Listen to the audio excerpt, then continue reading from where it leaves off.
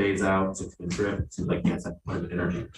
Yeah, like I said, we were fortunate on this trip that we didn't have back-to-backs at all. So we were able to play and play our butts off, play hard as heck, and rest the next day. So I felt like differently than any other long trip where that last game you're so tired and bogged down. I didn't feel that way about us, and we came out knowing that we had to be the aggressor because this team is really aggressive and they fight hard, and we did that. We got some shots to fall. I mean, we really had it going.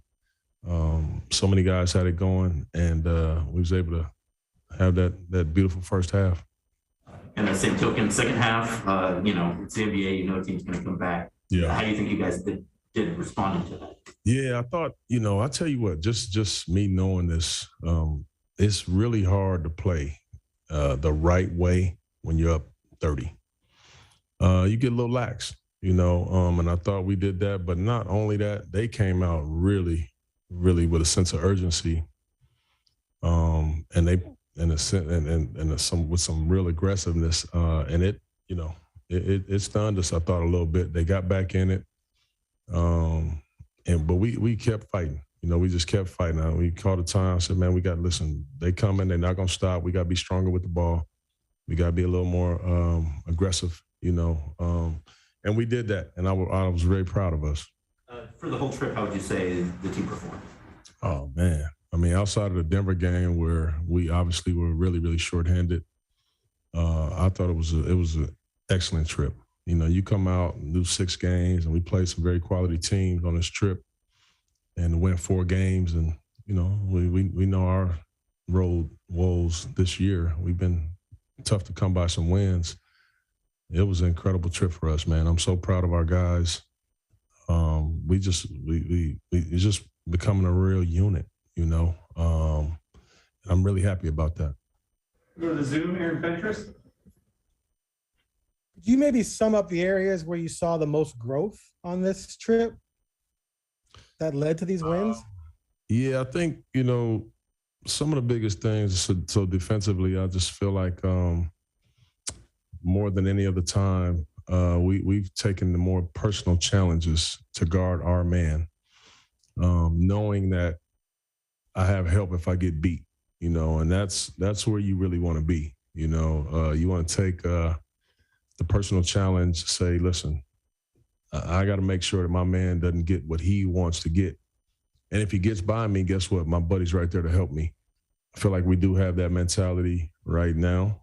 That's on the defensive end. On the offensive end, Aaron, I feel like we're playing with good pace.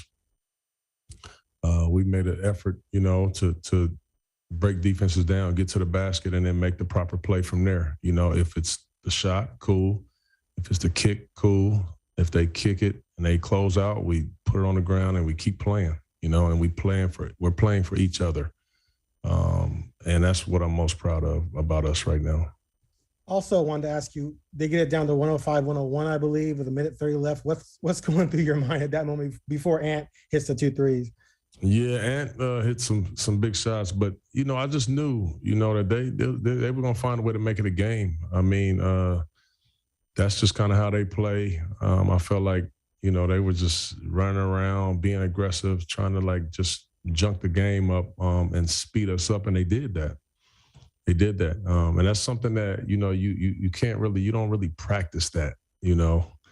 I felt like we were having a tough time getting it out and getting it up. And that's why I went back with Dennis. So natural point guard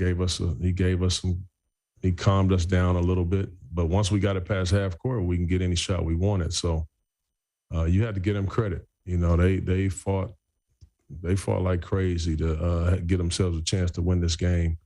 And Ant hit a couple daggers. Thanks. Mm-hmm.